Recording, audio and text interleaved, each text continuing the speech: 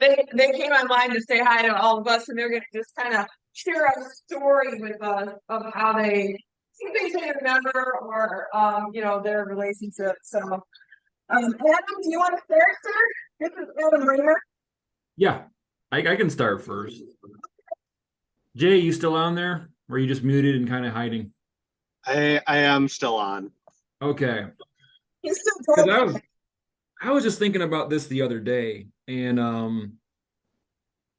the best way to accentuate a punchline is to end it with, "What are you laughing at, Thacker?" It's an inside joke because Mr. Timlin would tell a joke of one kind or another. Jay would laugh. Mr. Timlin would follow up with that. And one day Jay even asked me, like, is he mad at me when I laugh at some of this stuff? Or and I'm like, no, he's just saying that to bug you, Jay.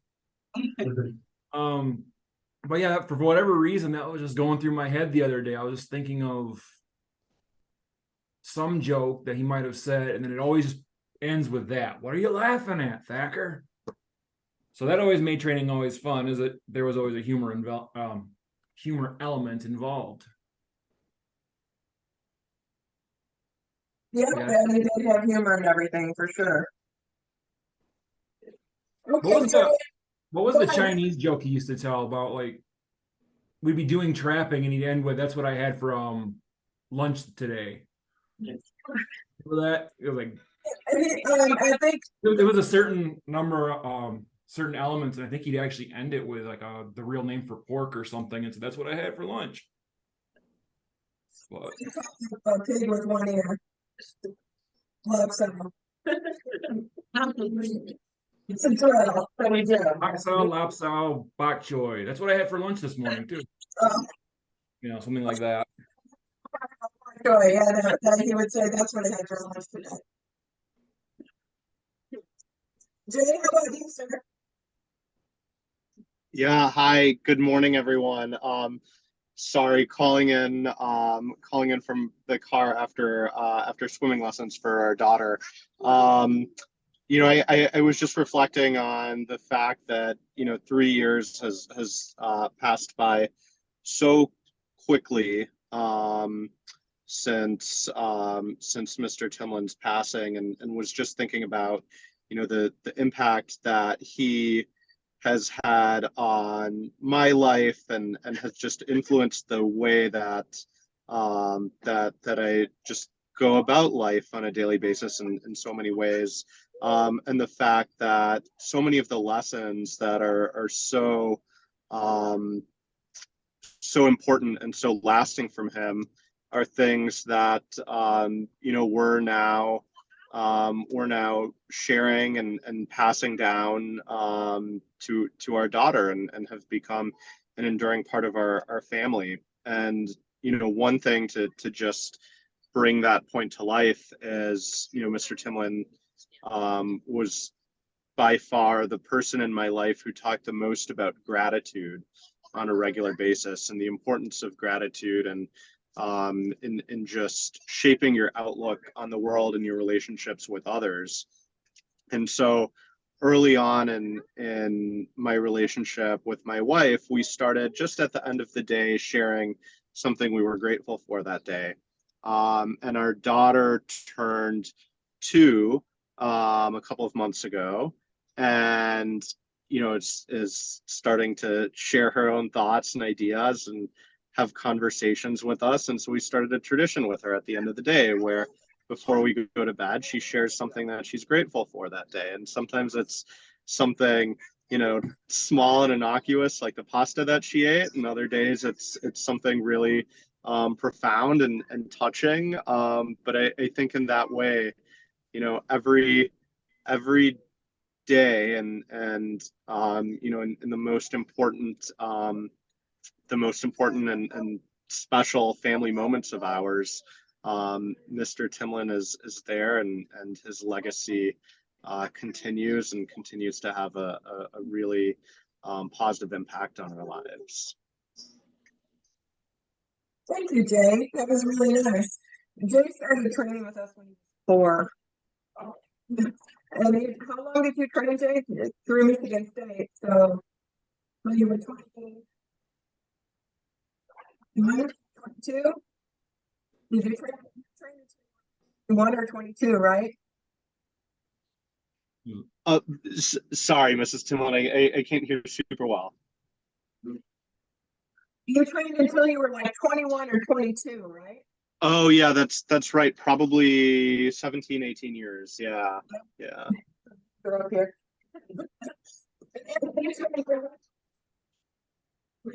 Like 10 or 12? Yeah, that sounds about right. Okay. Yeah. So you guys have a long time. Yeah. Rick couldn't join us today. He hurt his back, but he did send me a text of things he wanted me to say.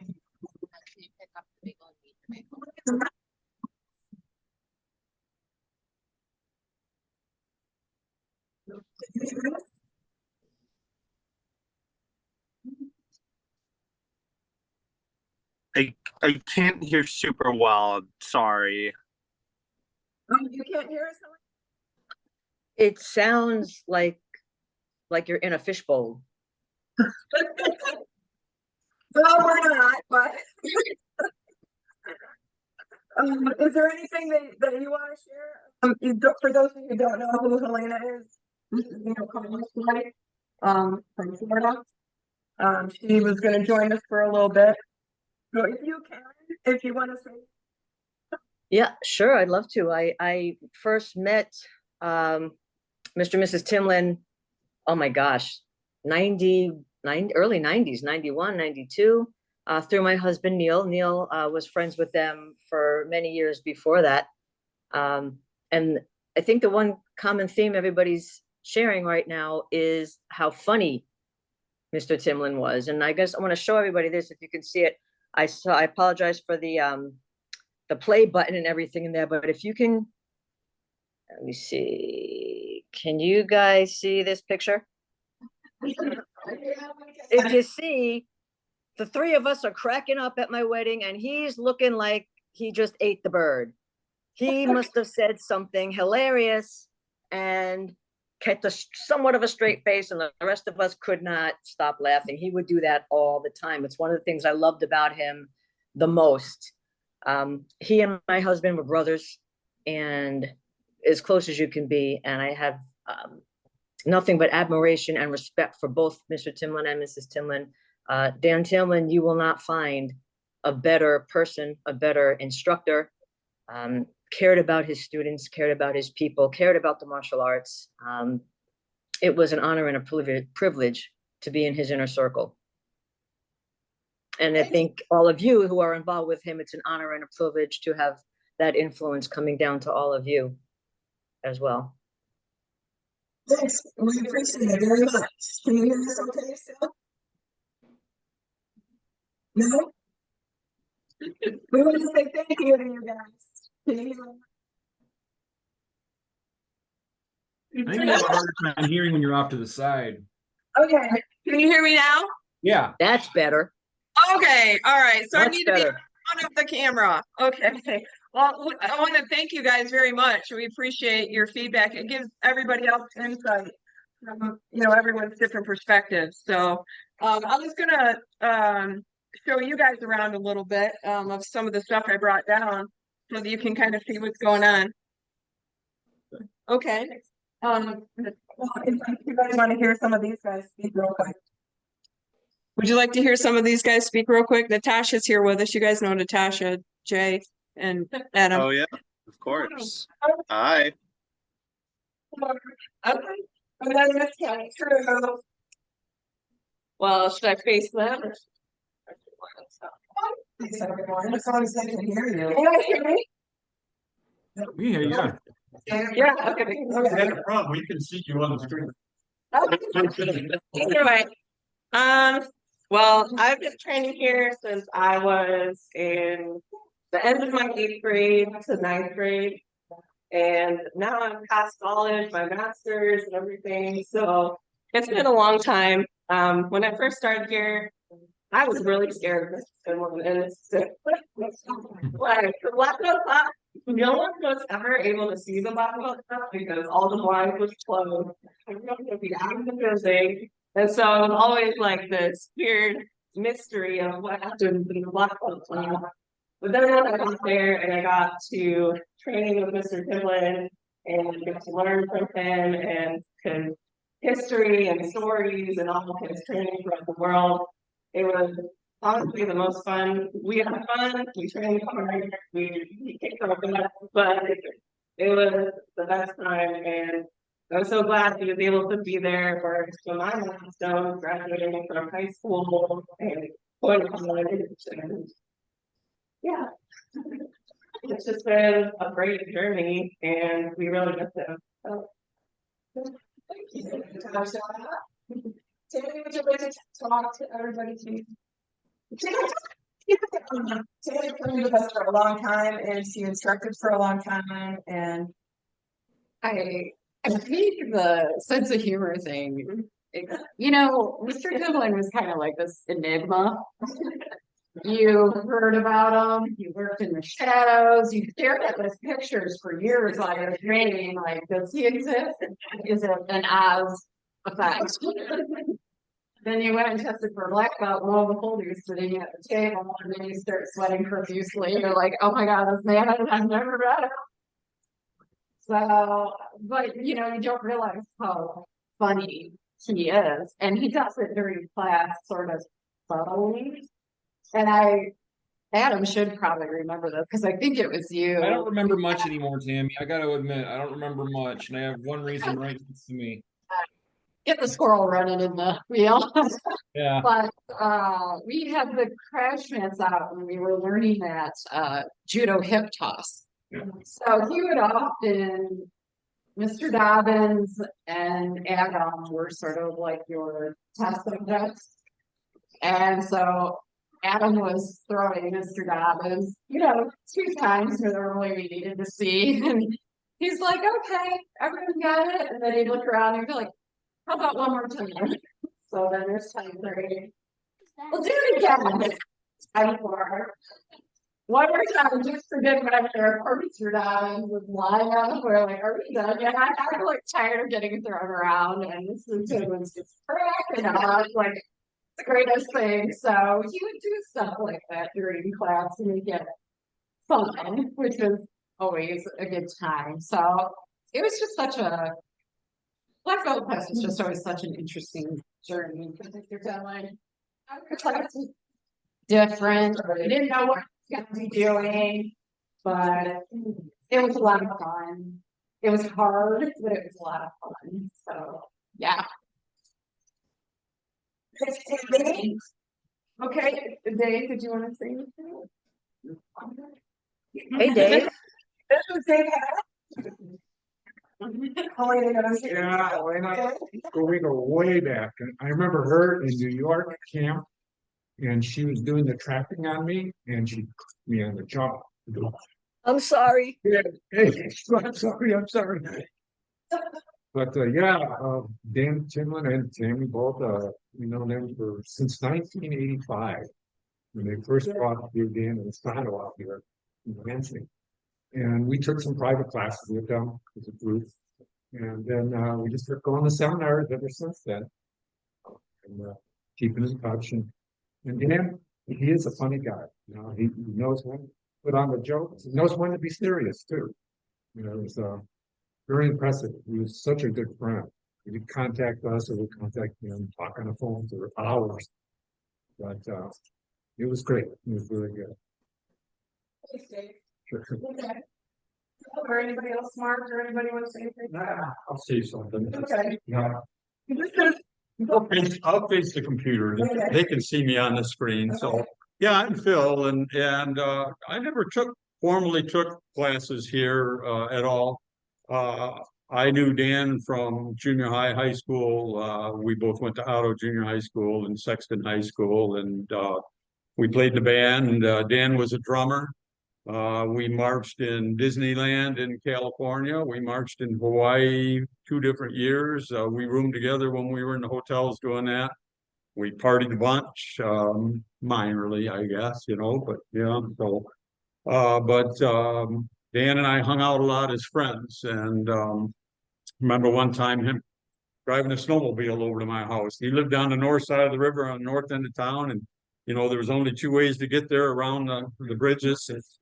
He rode through the snow because we had, shoot, what do we have, 20 inches of snow or so, I think. All the roads were closed, and he picked me up, and then we took the snowmobile over to Tammy's place and sat with her parents, and I think we even had vodka slushes or something, you know. But we would hang out at the Irish pub. We'd hang out at the Irish pub. He loved to play video games, but you know, yeah, Dan was funny, and we had a lot of laughs and good times, and he was serious, and he was planning building this business when we were in high school, and this was something it was his life. And the one thing that I remember most about Dan that I really respect was the fact that I never saw him fight. I worked out with him. I'd hold the bag, he'd kick, and you know, he'd send me flying across the room. But we sparred a little bit, and but Dan never fought, and he didn't fight because he didn't have to fight. He had respect. You can demand respect and you can earn respect, and there's a difference between the two. But Dan earned respect. He didn't demand it, and it just flowed right through. You could see it in his confidence, and people around him. If there was a confrontation anywhere and Dan stepped in, he didn't have to fight because he was able to be the peacekeeper at the same time. So, you know, I had a lot of respect for that. So Dan was a great guy, and he's a good friend of mine in another way. And so I just wanted to share that. So thanks.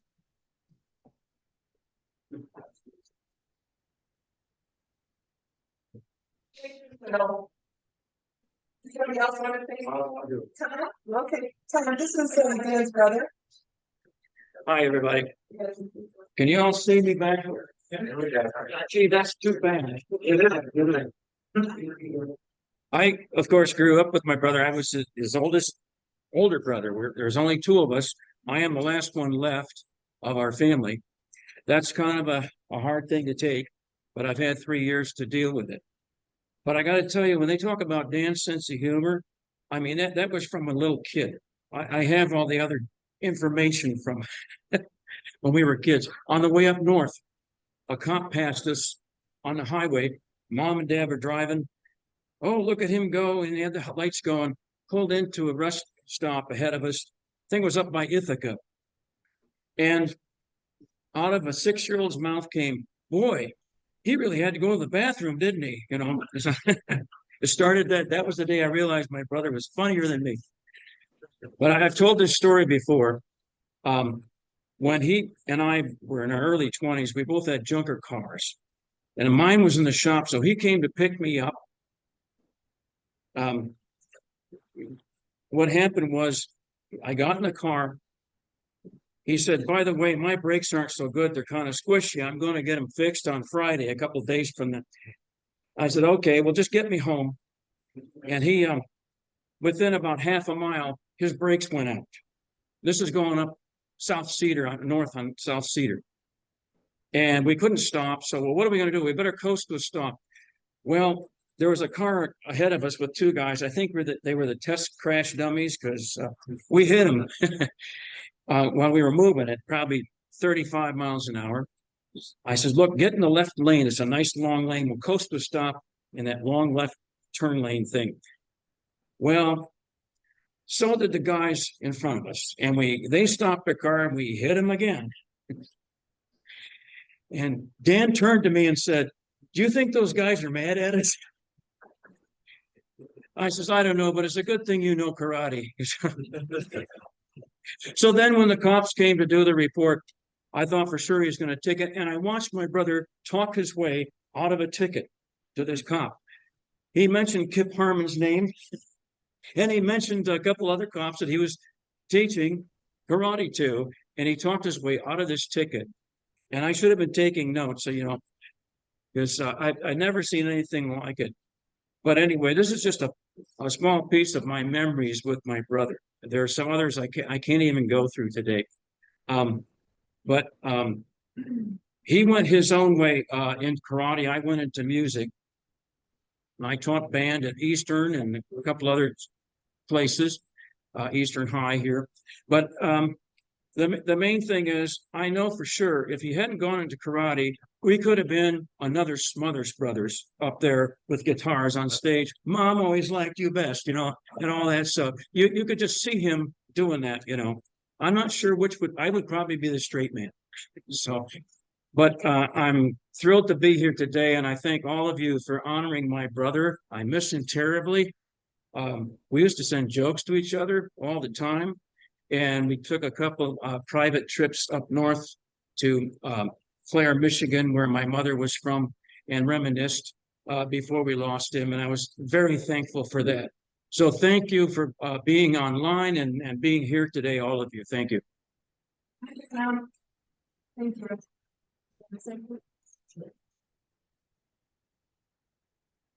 Hello, my name is Chris Dobbins. I'm a longtime student of Dan and Tammy Timlin.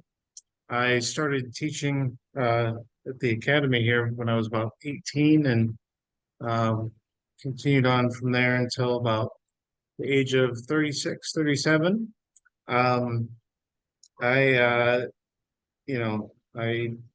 have a lot of memories of training with Mr. Timlin and hearing some of his stories and some of his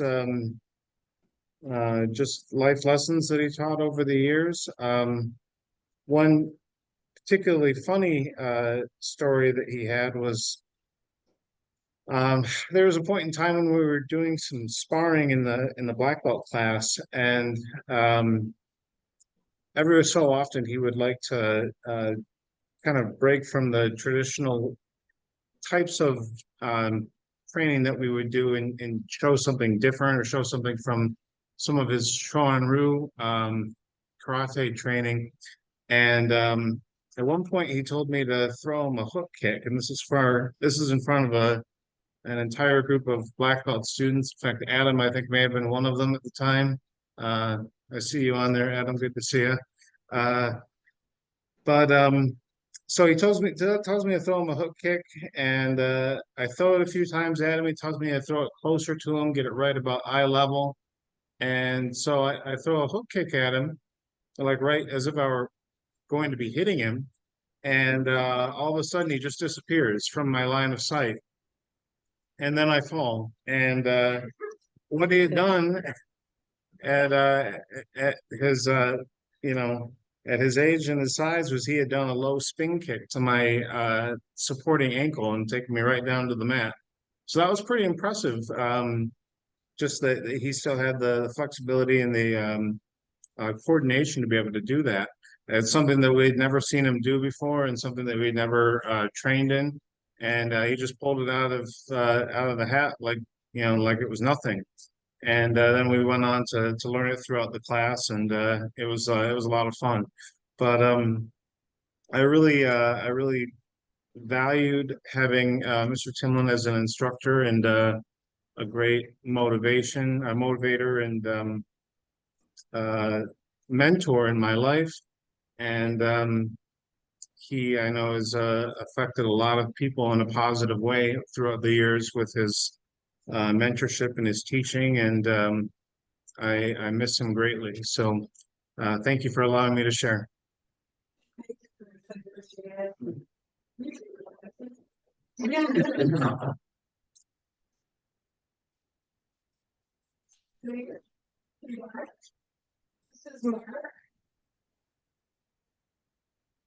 Hello, everybody. Mark Crashar. I have several remembrances of Mr. Timlin, and one of the things I think that strikes me the most is how effortless and graceful everything was that he did. I might have been one of the older students to come through the school. I was 52 when I began training. I was 56 when I tested black belt. And at that stage of life, you learn things a little differently than you do when you're younger. And so I felt as if we were all trying to learn to do the things that Mr. Timlin did so naturally. It was almost like learning how to breathe the way that he breathed. And from time to time, he would demonstrate to the class I was in, and he sometimes seems to like to use me as his subject to demonstrate. And I specifically recall, I knew exactly what he was demonstrating. I knew exactly what he was going to do. And there wasn't a thing I could do to change the outcome. So really, I had so much respect for just how natural and graceful and intuitive everything was that he was trying to teach us. And hopefully I learned a little bit of it. One of the things that I learned, I think, the most was to be present. I remember when I was on this mat training in this room, my mind needed to be where my feet were. I didn't have time to be thinking about work or family or any other things when someone else was actively engaged in trying to cause me harm. So I think that was a great lesson for me to take away, to just be in the moment and be where I am and be centered. And that's probably the greatest win I have. Thank you very much. Okay.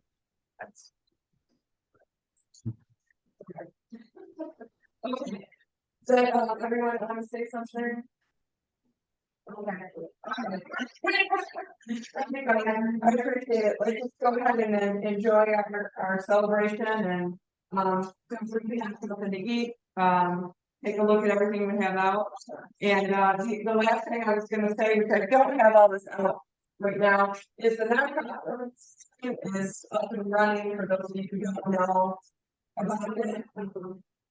I can give you all the so you can look at the site.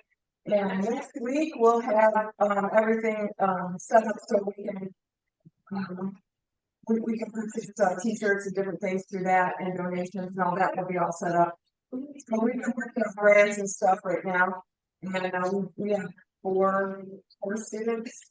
So, 4 students right now that we have had come in through our scholarships, and seeing a lot of transitions in their life right now, and it's really working well.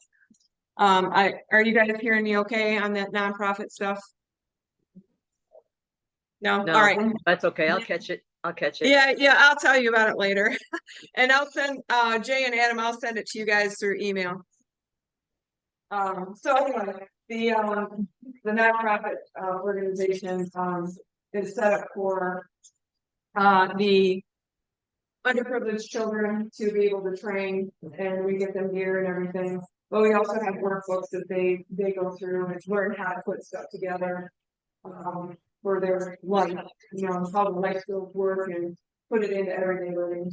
And then we offer them transportation if they need it, and laptops if they need them.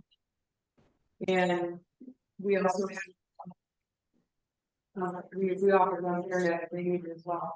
But most of them right now are coming in and training, which is great. So you see them in-house training, because it's a lot better to have people in school. So, and counseling is available for them as well if they need it. So we have a lot of stuff going on that end as well. And I still haven't got my book complete, but as soon as I do, I will put it out for you. Okay. All right, you guys. Let's go ahead and just enjoy have some food and drinks and take a look at everything. All right, thanks guys. Thank you guys. You want me to show you a little bit about what I have out here? Yeah, Okay, that'd be great. All right. That'd be great. I'm gonna take you around here. I'm gonna unplug you. All right.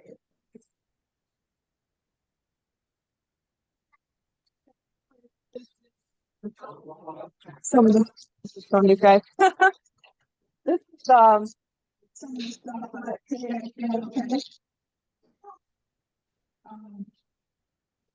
you see? Yeah, Can you see it, Helena? I can. Yeah. Okay. You want lunch? A little bit, yeah. Oh, you just disappeared. Some of these. Yep, there you go. Some of the side books that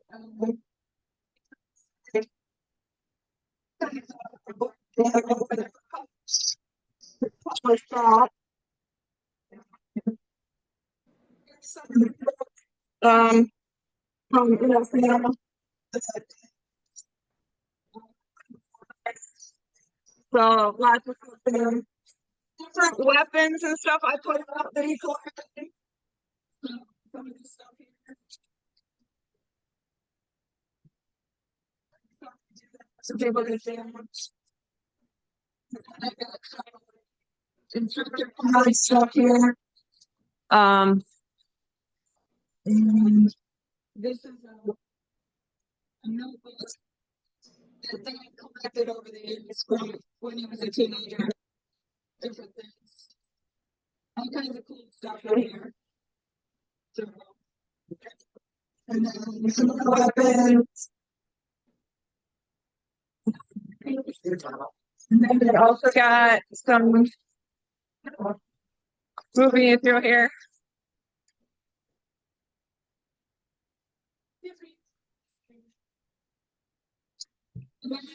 I put up some photos.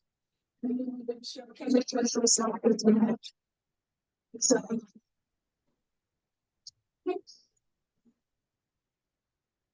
just lots of different stuff.